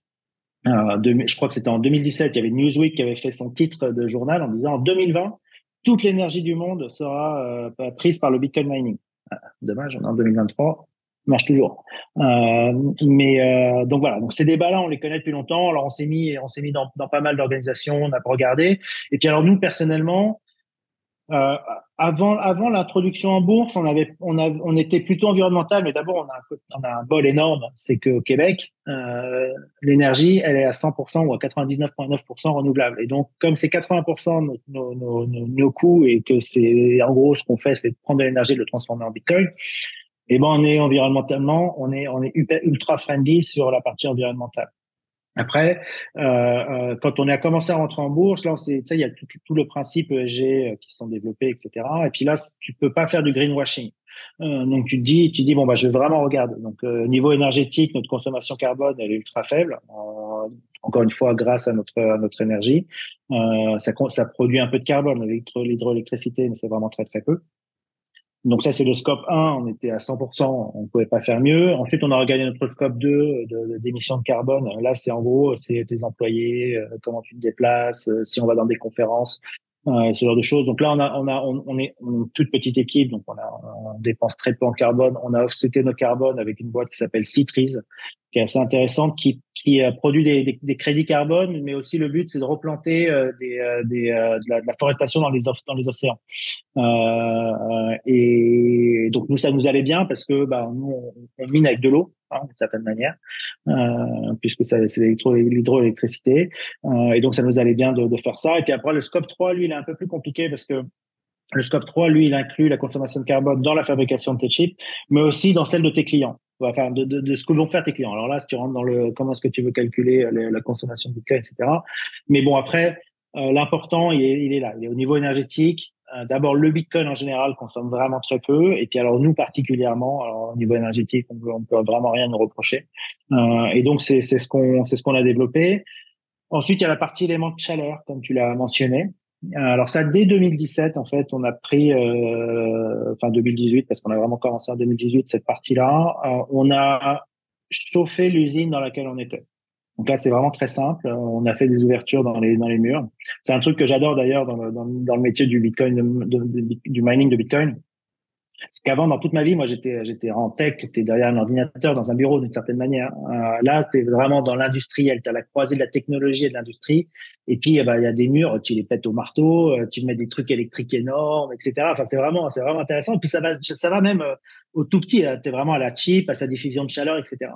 Mais bon, là, on a pris des marteaux, on a fait des trous dans les murs, on chauffe l'usine. C'est un développement qui est très simple dans un certain sens, qui n'a pas coûté très cher, mais par contre, ça a déjà eu un impact. C'est-à-dire que l'usine, ils ont dû éviter de consommer peut-être $3 000 par mois de chauffage, 9 mois par an, parce qu'il fait froid quand même assez longtemps au Québec. Donc, c'est intéressant et au niveau financier, puis même au niveau environnemental, parce que c'est moins d'utilisation de chaleur. Depuis, on a passé un peu l'étape supérieure. On a fait un partenariat qu'on est d'ailleurs en train de terminer. On va bientôt publier quelque chose, un papier avec l'Université du Québec. Et on a eu des PhD qui sont venus chez nous, à qui on a donné des mineurs pour qu'ils mettent les mineurs dans un laboratoire d'intelligence énergétique, pour avoir de la vraie data, en fait. Parce que notre métier d'abord de mineur, c'est quand même, on gère des ordinateurs, mais c'est gérer de la data. Donc, on a développé tout un système de software qui gère nos ordinateurs, qui est capable de prendre de la data toutes les 10 minutes par API. On prend aussi le centre, etc., la température, l'humidité, la pression. On prend pas mal de data depuis 2018 pour pouvoir être plus performant dans notre gestion. Et donc, on a voulu appliquer la même chose pour la gestion de chaleur. Tu peux pas juste décider, tiens, ça marche la chaleur. Il faut vraiment avoir de la data. Et donc, on a travaillé avec l'Université du Québec et on est en train d'avoir les premiers résultats, ce qui est assez intéressant parce que on va pouvoir utiliser de la chaleur entre 65 et 80% de ce que produisent les mineurs. Donc en fait, on a deux façons de transporter la chaleur, soit par air, soit par eau. Par eau, tu chauffes un chauffe-eau et puis après tu transportes l'eau. Et là-dessus, nous, ce qui nous intéressait, c'était de se dire, on veut pouvoir faire les choses at scale, on veut pouvoir apporter beaucoup, et donc on pense que la partie la plus intéressante pour nous, ça va être la partie industrie, parce qu'il y a pas mal d'industries qui ont besoin de chaleur pour passer de 0 à 50 degrés. Et ben nous, en fait, on peut le donner d'une manière gratuite. Alors après, qu'on le vende ou qu'on le vende pas, c'est pas encore le sujet. Ce qui est intéressant, c'est qu'en fait, on prend une chose, l'énergie, et on le transforme en deux choses. D'abord, du Bitcoin, et puis une boîte qui fonctionne bien, qui est cotée, qui a des employés, etc., donc qui fait vivre la communauté. Et puis après, on a de la chaleur, et cette chaleur-là, on va être capable de la récupérer pour en faire un autre usage. Et donc les autres usages, on n'est pas les seuls encore à le faire. Il y a pas mal, il y a Hive par exemple, ils ont annoncé qu'ils faisaient des choses en Suède pour faire la culture verticale. Nous, on a un projet comme ça, c'est assez intéressant. Il est un peu plus lointain parce que c'est compliqué, mais c'est avec une communauté autochtone du Grand Nord canadien. De pouvoir dire, bah alors eux, c'est intéressant parce qu'ils sont tout près des barrages, proches de l'électricité, et puis de pouvoir mettre en place des serres pour faire de la culture verticale de fruits et légumes, en fait. C'est vraiment tout bête, mais c'est assez intéressant parce que là, tu apportes une vraie décarbonation, parce qu'il n'y a plus besoin de le transporter. Après, tu as pas mal de serres qui se développent, mais là aussi, alors, les serres, c'est un peu plus compliqué parce que tu as besoin de pouvoir des fois avoir de l'humidité en même temps, parce que nous, n'est pas forcément ce qu'on produit. Oui, c'est pas chacun son métier, quoi. Ouais, après ça dépend. Après je crois que tout est en train de se faire. On est les premiers à aller dans cette voie-là. Je pense pas qu'Amazon ou Google le fassent. Et donc c'est aussi un point qui est important, je pense, dans le minage de Bitcoin. Mais ce qui est intéressant, en fait, ton point de vue là-dessus, c'est que je crois que tu fais partie du Bitcoin Mining Council qui a été monté par Mark Seller. Mais est-ce que tu penses, tu pourras nous en raconter un petit peu plus dessus, mais est-ce que tu penses que c'est justement toutes les critiques que vous avez reçues qui vous a forcé à aller chercher justement toutes ces initiatives pour aller récupérer en fait toutes les externalités de votre production de Bitcoin? Est-ce que tu penses que vous l'auriez fait quand même ou pas? C'est une bonne question. Je pense qu'on l'aurait fait quand même, en fait, parce que, alors, effectivement, c'est vrai qu'il a fallu qu'on se défende, mais la raison pour laquelle on le fait, c'est une raison de survie. Parce que, encore une fois, si t'es pas performant, tu meurs. Et donc, tu dois aller trouver de la performance. Et donc, la chaleur, c'est de la performance et je vais pas la laisser partir gratuitement. Je vais pas la laisser partir sans rien en faire. Et en fait, on est forcé c'est l'algorithme du Bitcoin, en fait, qui nous amène à ça. Ce fameux halving. T'es obligé de te dire, de penser, attends, le halving, il arrive dans 4 ans, puis il y en a encore un dans 4 ans après, et encore un dans 4 ans après. Donc, tu as besoin de construire sur ce long terme-là. Et c'est que comme ça que tu passes, en fait. Et ça, c'est un peu l'enseignement, moi, que j'ai retenu de la crise de 2018. La seule façon de passer, c'est de te concentrer sur ta production. Tu dois être le plus performant possible partout. Le reste, le prix du Bitcoin qui varie, tu peux rien y faire. La difficulté qui monte, tu peux rien y faire. Donc concentre-toi sur ce que tu peux te concentrer. Oui, en fait, c'est les seules variables que tu connais, c'est ça, c'est la volatilité du prix du Bitcoin et la volatilité de la difficulté du réseau. Ouais. Après, on a une nouvelle volatilité qui est en train d'arriver en ce moment, qui est un peu plus embêtante. C'est la volatilité que j'appelle politique, en fait, qui fait que t'as des problématiques qui font que le prix du Bitcoin et même les activités que nous on fait peuvent varier en fonction Ouais, on d'algorithmes. en reparlera peut-être un peu à la fin sur justement ce qui se passe aux États-Unis en ce moment. Et donc, tu peux nous dire un petit mot rapidement sur le Bitcoin Mining Council? Qu'est-ce que c'est en fait? Comment c'est Ouais. né? Alors en fait, c'est né au départ par Elon Musk qui avait fait un tweet en disant parce qu'au début Elon Musk avait accepté les bitcoins pour acheter les Tesla et après il les a enlevés Et quelques parce semaines qu'il a après, je dit crois. Hein. ouais, quelques semaines après, parce qu'à mon avis, il a reçu des critiques en disant là là, c'est la pollution, machin, etc. Alors c'est vrai que les voitures électriques, l'électricité des voitures électriques, elle est très très clean. Mais au bout de quelques semaines, il a arrêté en disant j'arrête de prendre les bitcoins tant qu'on ne me prouve pas que plus de 51% de l'énergie des bitcoin mineurs est environnementalement friendly. Ou je crois il a dit sustainable. Et donc là, sur le coup, il y a eu Michael Saylor, donc le fameux Michael Saylor, qui était un des premiers. Donc à MicroStrategy, MicroStrategy, c'est un ERP, une boîte technologique cotée, etc. Et Michael Saylor, lui, c'est assez vite. Alors au début, pas du tout. Il n'aimait pas du tout Bitcoin, Michael Saylor. Mais à un moment, il a commencé à voir, il l'explique dans ses vidéos, c'est assez intéressant de le regarder.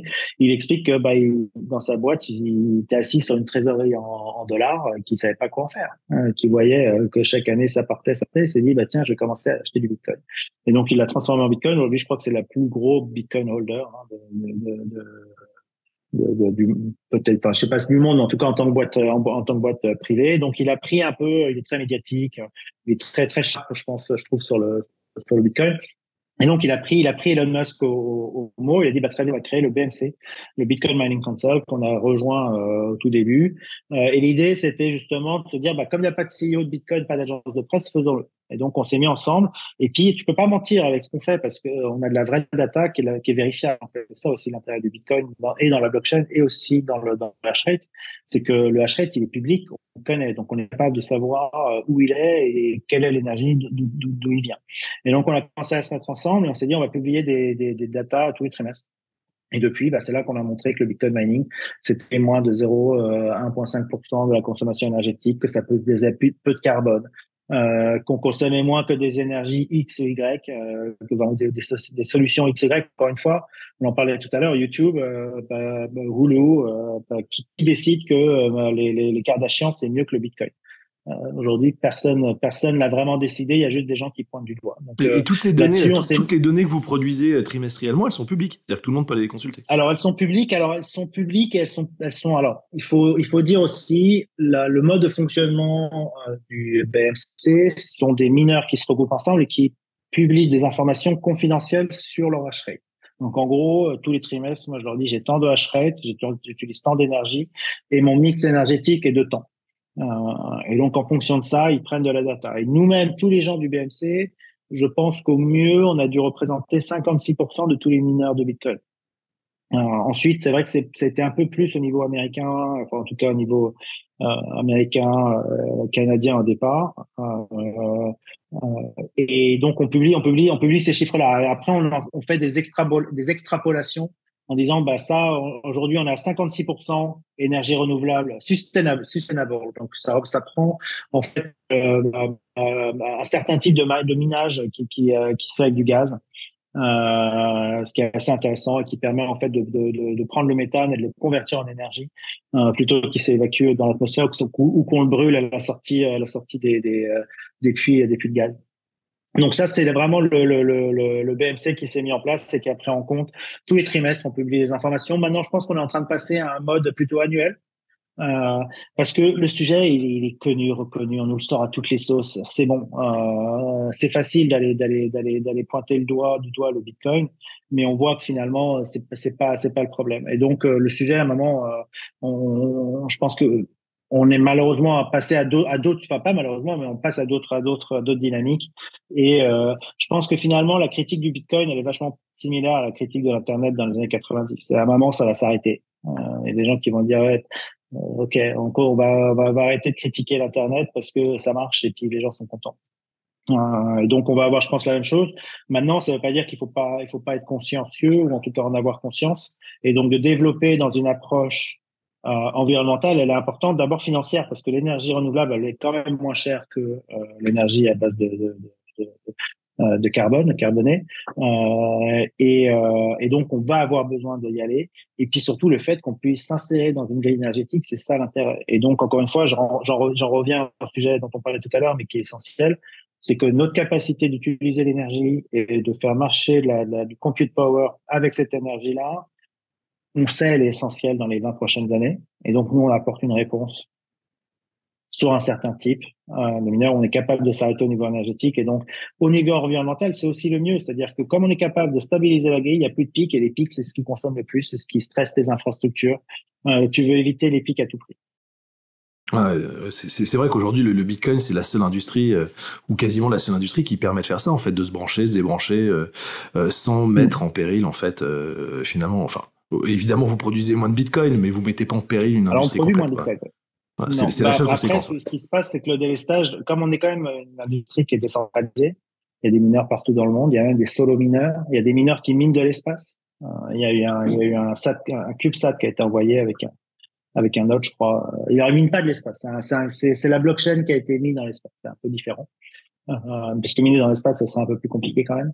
Ça coûterait un peu plus cher, mais ouais, c'est vraiment distribué. Donc, quand nous, on s'arrête, eh ben, il y a toujours quelqu'un qui est capable de reprendre. Et d'ailleurs, c'est ce fameux hash-rate. C'est ça qui est le cœur, en fait, de notre industrie. C'est le nombre de mineurs qui minent en même temps. Et ce hash-rate, en ce moment, il est en train de monter. On est dans le pire des moments des mineurs aujourd'hui, avec un hash-rate qui est haut et un prix du Bitcoin qui est relativement bas ou qui, en tout cas, est pas en train de monter comme tout le monde l'espère. Maintenant, ce qu'on connaît également, c'est qu'à chaque fois qu'il y a le halving, on en a eu trois, on va être sur le quatrième.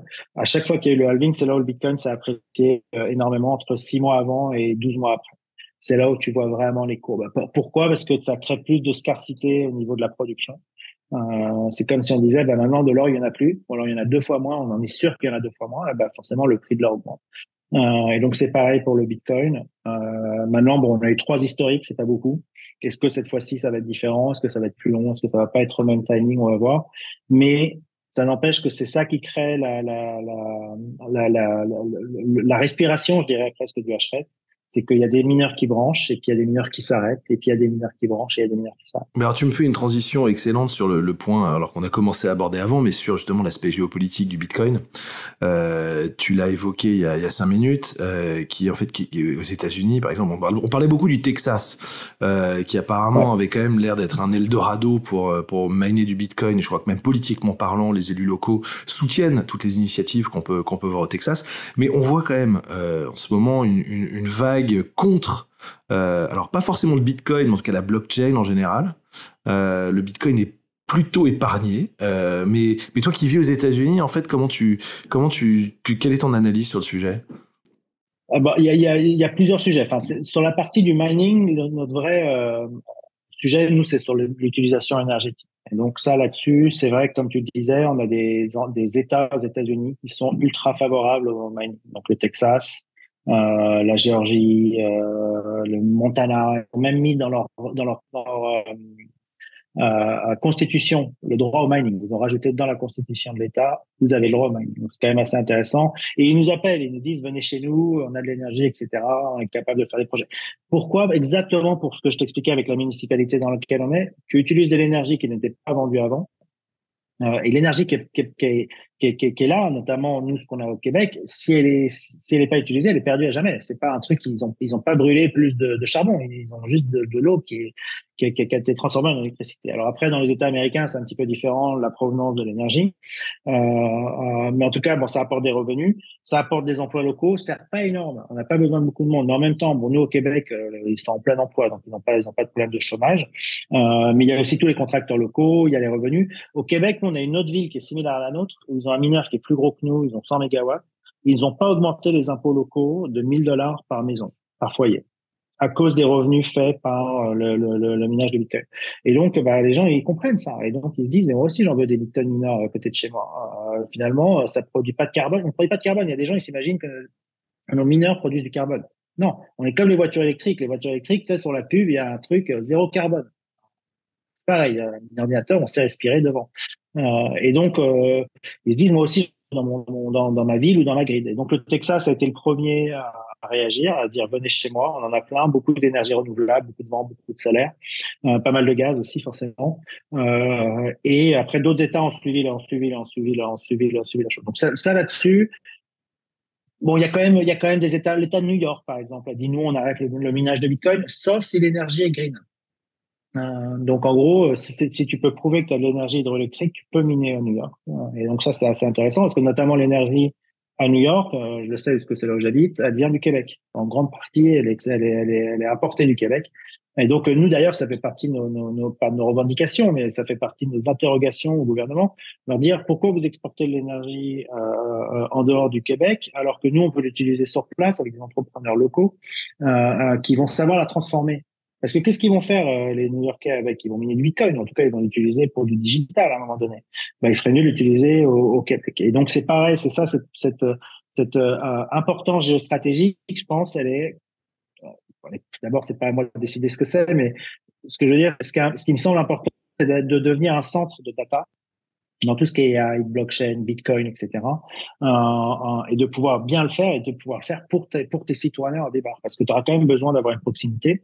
Et puis, les centres que tu auras développés, tu vas en donner accès à des universités, des entreprises.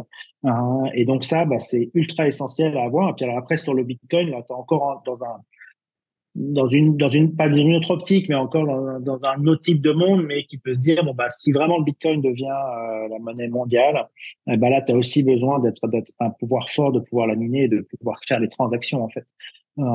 Et donc, tu as tout intérêt à avoir des centres sur ton territoire, surtout quand tu as l'énergie qui est disponible et que tu sais monétiser de la bonne façon, tout en sachant que tu peux t'arrêter quand on a besoin. Et donc, ces modèles-là, ils deviennent super intéressants et je pense que de plus en plus de politiques s'en rendent compte. D'ailleurs, aux États-Unis, c'est assez intéressant. Pour la première fois, je sais pas si ça va arriver en Europe, mais pour la première fois, on a, je crois, 3 ou 4 candidats qui parlent du Bitcoin dans leur candidature aux élections présidentielles qui arrivent dans un an et demi, en novembre 2025. Et c'est assez intéressant. T'as Ron DeSantis, qui est un républicain, qui est un peu l'opposant de Trump. Lui, il a déclaré qu'il était anti-CBDC pro-Bitcoin. T'as Ouais, Robert CBDC, c'est les Kennedy. monnaies digitales de banque centrale, hein.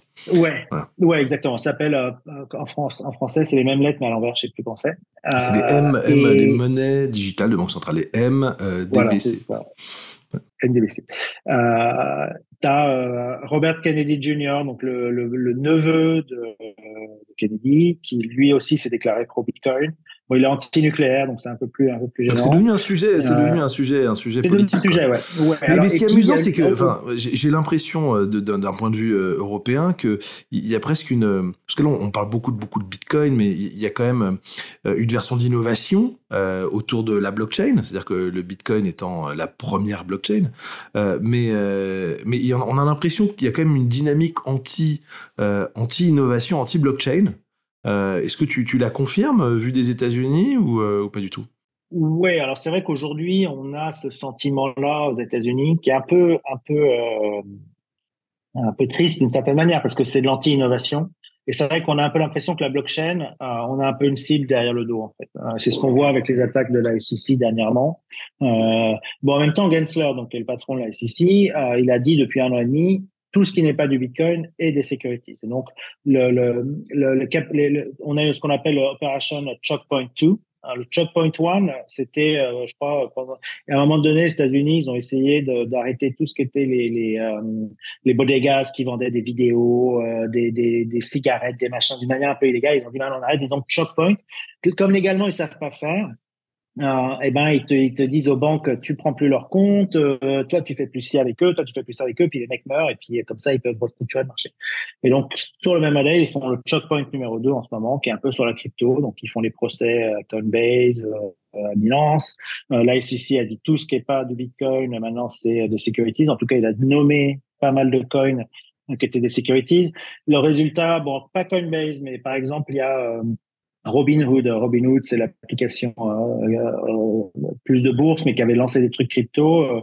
Lui, il a commencé à dire, je déliste les tokens qui ont été nommés par la SEC. Je veux même pas prendre les risques. Je veux pas avoir ça sur mon truc. Je déliste. Et donc, ça a créé pas mal de cascades. Des gens ont vendu leurs tokens, etc. Donc, ça a fait baisser la vie. la blockchain. C'est comme ça. Donc, mais il y a vraiment cette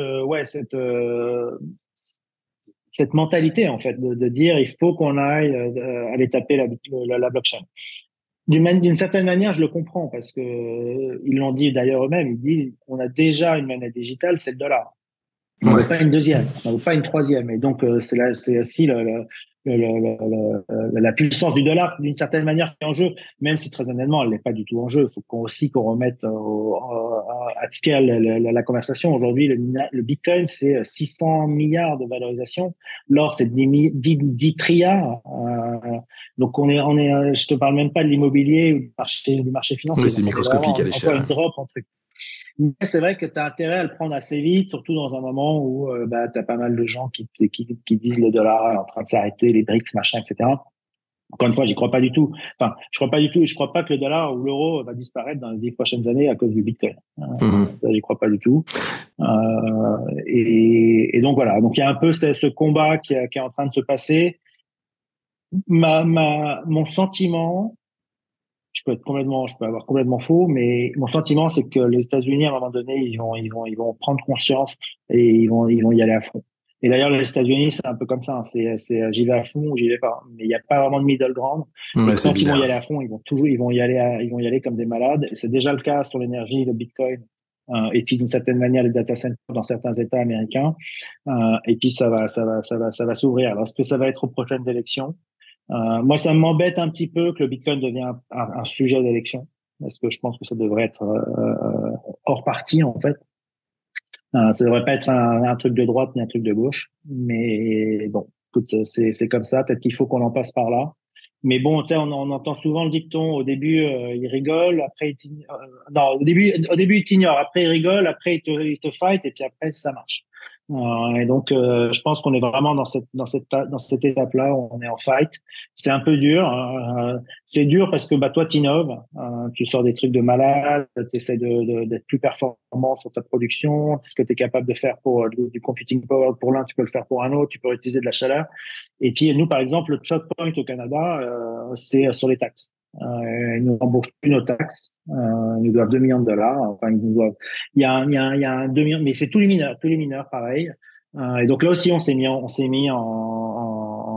lobbying, en fait. C'était assez intéressant. On avait travaillé avec des avocats, on a été parlé à des politiques, à des élus. Donc et il faut qu'on en passe par là. Et encore une fois, je pense que ce qu'on fait, c'est parce que vous êtes les pionniers, en fait.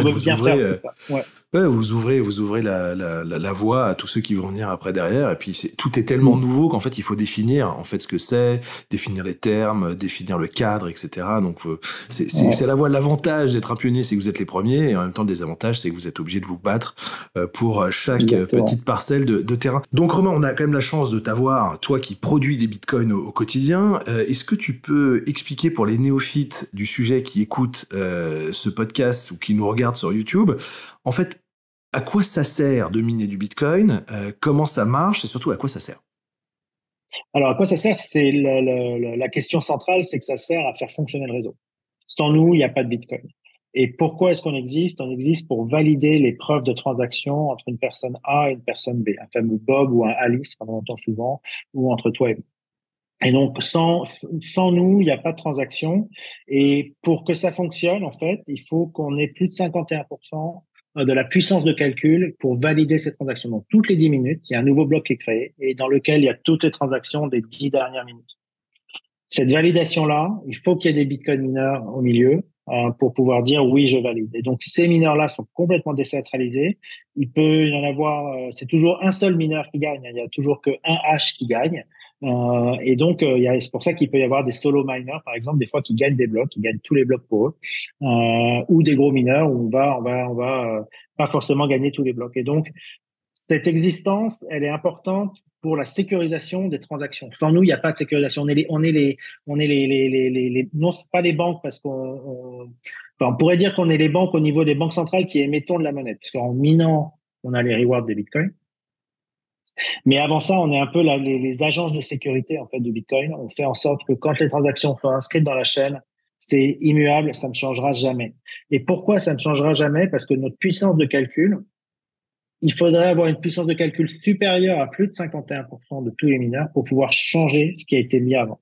Et ça, c'est impossible aujourd'hui dans le Bitcoin. Ça serait impossible même avec des types de computing qu'on n'a pas encore inventé.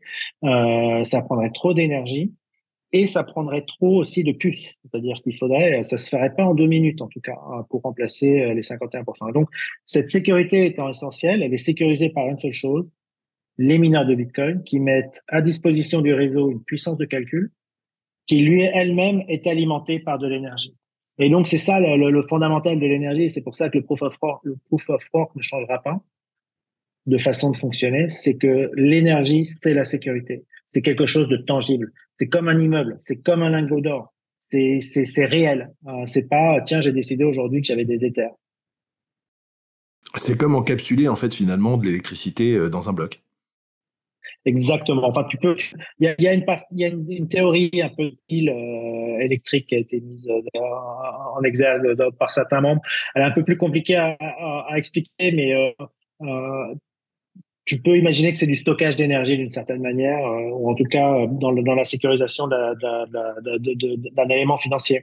Et en fait, moi, c'est là où je trouve que c'est là où c'est le plus puissant, en fait, le Bitcoin dans son utilisation de la proof of work, de l'énergie, c'est que pour sécuriser quelque chose de digital, eh ben, il vaut mieux passer par quelque chose de réel. Encore une fois, la physique et alors les mathématiques avec la crypto.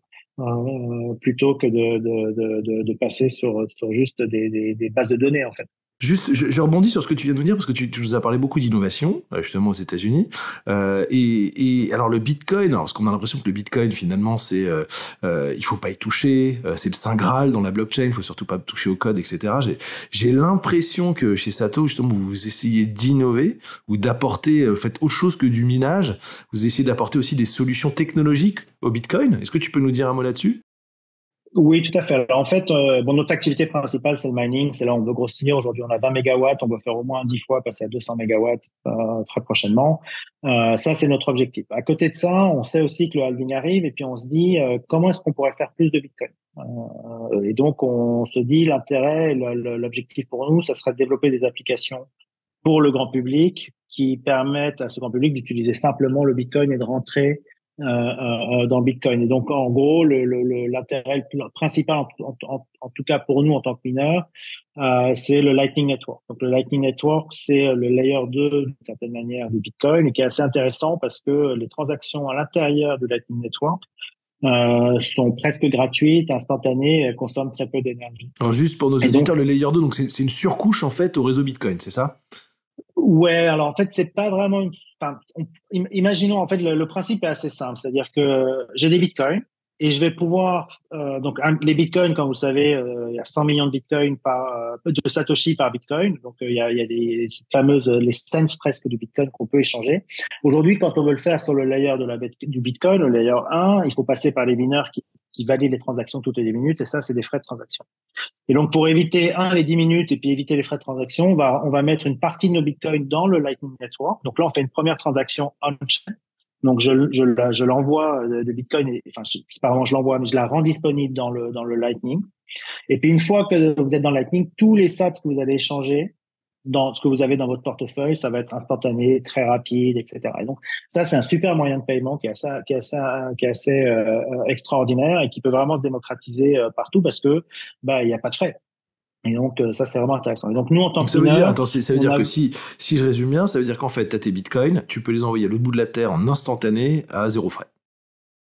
à presque zéro frais. En fait, tu calcules tes frais en sats, mais un sat, c'est en C'est ça, c'est 0,0000001 un cent cent. Tu n'as même millionième, pas le un cent millionième mentalisé de que... bitcoin, c'est ça. Donc c'est Ouais, ouais. absolument rien. Ouais. Mais par contre, alors pour créer ce réseau-là, tu as aussi besoin de développer des nodes en fait, qui vont être des points de passage dans le Lightning Network. Et c'est là où tu peux capter une partie des transactions en sats. Et c'est là aussi où nous on essaie d'apporter des réponses, c'est d'apporter ce qu'on appelle un LSP, qui veut dire un Lightning Service Provider. On développe les briques pour servir le Lightning Network. Et donc, ça, c'est un projet sur lequel on travaille. Alors, pourquoi est-ce qu'on travaille là-dessus? Parce que d'abord, on a une équipe de développement en interne qui a développé le software qui gère nos mineurs.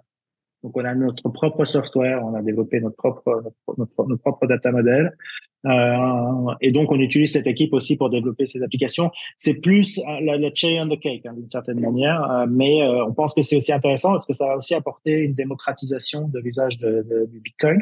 Et puis, il y a un autre sujet qui est en train d'intervenir, qui est hyper intéressant et très excitant, qui s'appelle les ordinals. Alors, qu'est-ce que c'est qu'un ordinal? Alors, un ordinal, en fait, très simplement, c'est un NFT sur Bitcoin. Au lieu de minter un NFT sur la chaîne Ethereum et puis de mettre une image sur IPFS, par exemple, et ben là, en fait, il y a eu une improvement du Bitcoin qui s'appelle Taproot. Et Taproot sur le Bitcoin, ça permet aux adresses de pouvoir faire ce que permet les ordinals, en fait, enfin pas d'autres choses, mais en tout cas pas de faire les ordinals, qui sont de pouvoir s'échanger d'une manière. En fait, les ordinals, c'est la numérotisation des satoshi. Et donc, il y a un gars qui s'appelle Casey de Twitter, je crois, Rod Armor, qui est connu sous le nom de Rod Armor. Il s'est aperçu qu'on pouvait numéroter les satoshi et qu'on pouvait et donc y les rendre uniques, attacher. c'est ça? Et les rendre uniques, ce qu'ils étaient déjà, mais les rendre uniques et puis les numéroter par ordre, par ordre en fait. Il s'est aperçu qu'on pouvait attacher en fait des images et les inscrire dans le bloc de la blockchain. Et donc ça, c'est un avantage qui est essentiel, qui fait que les inscriptions qui sont faites, donc l'équivalent d'un NFT, elles sont dans le bloc de la blockchain du Bitcoin et pas quelque part d'autre dans une base de données, même si c'est PFS et qu'elle est distribuée, on ne sait pas ce qu'elle va être dans 10 ans. Alors que dans le Bitcoin, dans 10 ans, vous rebranchez un node, vous aurez l'image. Et donc, c'est ça qui s'est passé.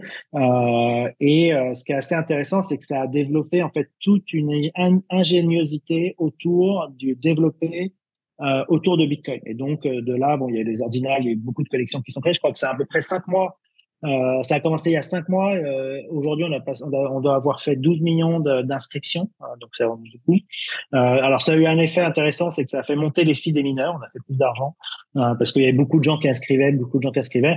En gros, ce sont les mêmes types de Oui, parce que collections. juste pour les auditeurs aussi, en fait, quand tu es mineur de Bitcoin, en fait, tu gagnes de l'argent de deux manières, en produisant des blocs, mais aussi en inscrivant des transactions dans ces blocs. Exact, exact. Et donc, généralement, jusqu'à présent, les transactions, c'était un petit pourcentage du bloc. Quand un bloc faisait 6 bitcoins, peut-être il y avait 1 bitcoin en transaction encore. Mais il y a un moment où ça va s'inverser. C'est aussi ça la promesse des mineurs sur le long terme, c'est on va faire de l'argent sur les transactions. Et alors là, sur le coup, ça a accéléré. Et pour la première fois, on a eu des blocs qui ont fait plus de transactions que le reward.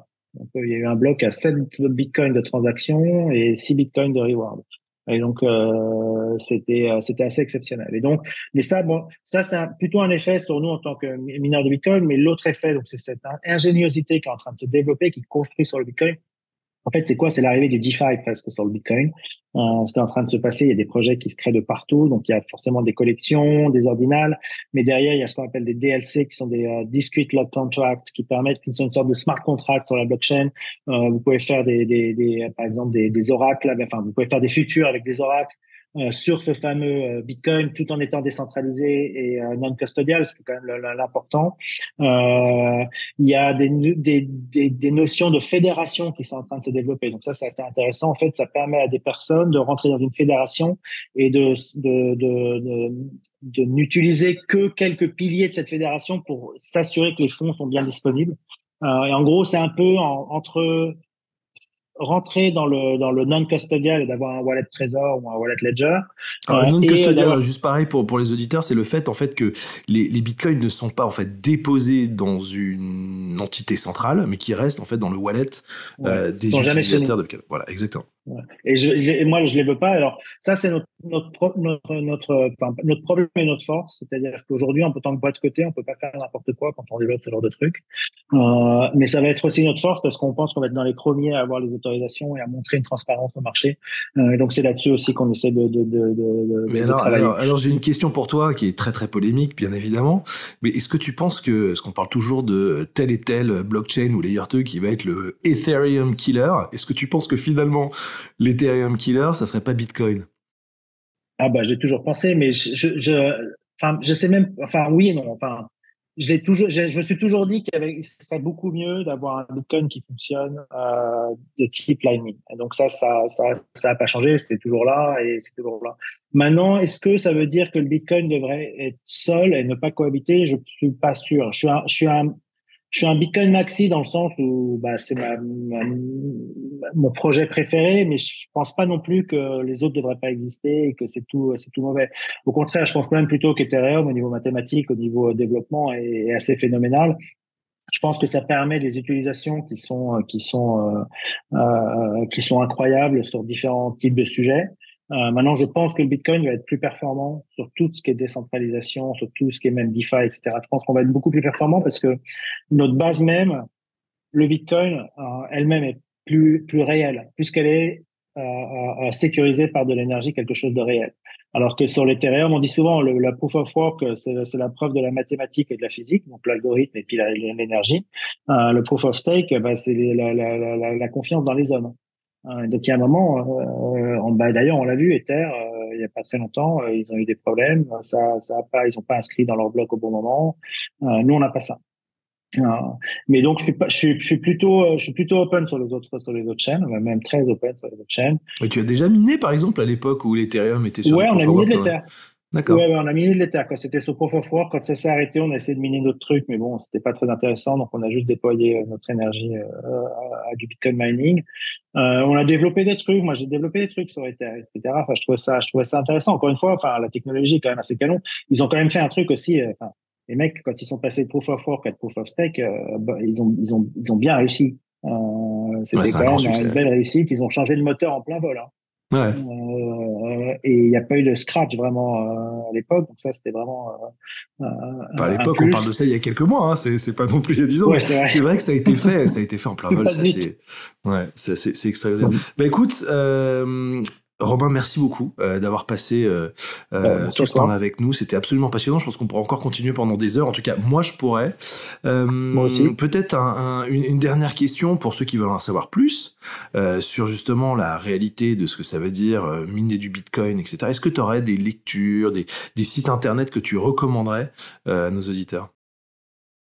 C'est une bonne question. Écoute, je pense que déjà, bah, alors juste sur le mining, je pense qu'il y a pas mal de trucs que vous pouvez aller voir sur Luxor, qui est un pool de mining. Ils développent pas mal de trucs. Ils ont pas mal de data. C'est assez intéressant. C'est assez intéressant ce qu'ils ont développé. Il y a le BMC, il y a Cambridge pour la partie énergétique. Euh, est-ce que il n'y a pas vraiment d'aucun. Nous, on avait fait une partie que vous pouvez voir sur notre site web. On avait expliqué l'histoire du Bitcoin avec une partie qui est très complète, à peu près une cinquantaine de pages, qui a été faite par un gars qui est chez nous qui s'appelle Simon Glatt, qui est un gros bitcoiner et aussi un quant de l'université de Saclay et qui adore le Bitcoin. Et en fait, pendant qu'on était rentré au marché, dans notre filing statement, on avait fait une partie pour expliquer ce que c'était le Bitcoin mining. Et donc, on s'est dit, tiens, pour la sortie en bourse, on va faire un produit un peu marketing qui va expliquer ce qu'est le mining. Et donc, on avait pris cet extract du filing statement et puis on avait fait un truc un peu plus grand. Donc, ça avait fait une cinquantaine de pages. Et puis, de ces cinquantaines de pages, on en avait fait une partie où on avait fait des extracts de manière très simple, juste un paragraphe. Et donc, on parle d'un peu tout. Donc, vous pouvez lire ça aussi. Ça date de 2021. Donc, effectivement, bon, il n'y a pas de choses qui ont changé parce que c'est l'histoire. Sinon, après, ce qui est intéressant, si vous aimez vraiment le sujet, c'est qu'il y a quand même des conférences intéressantes sur le mining. Que ce soit à Dubaï, à Miami ou un peu partout, il y a toujours des conférences intéressantes. Mais même en Il y France, avait Surfing en Bitcoin France, qui est une Surfing super Bitcoin, conférence, oui. exactement. Surfing Bitcoin qui annonce son programme bientôt, qui était canon l'année dernière. Une belle conférence, ouais. Bah écoute Romain, bah merci beaucoup. On mettra les liens de tous les sites dont tu as parlé dans la description du podcast ou de la vidéo. En tout cas, merci, c'était un vrai plaisir. Et puis bah du coup, j'ai bien noté pour l'invitation de Fanny qu'on invitera dans le podcast dans les semaines, Cool. mois à venir. En tout cas, merci beaucoup. Super. Et, Merci beaucoup, From the Block. et puis bah et bonne chance pour le prochain Bull Run du coup. Merci. On croise les doigts. À plus. Bye bye. Et voilà, c'est tout pour cet épisode de From the Block. Comme je suis sûr que vous avez adoré cet échange autant que moi, je vous invite à vous abonner au podcast ou à la chaîne YouTube. Vous trouverez tous les liens dans la description de cet épisode. N'hésitez pas à partager ce podcast avec vos amis, collègues et tous ceux qui s'intéressent au Web3. Votre soutien nous aide à continuer à produire du contenu de qualité et à faire connaître les voix influentes de l'industrie. Restez connectés, car de nombreux épisodes passionnants sont à venir. Merci d'avoir écouté From the Block.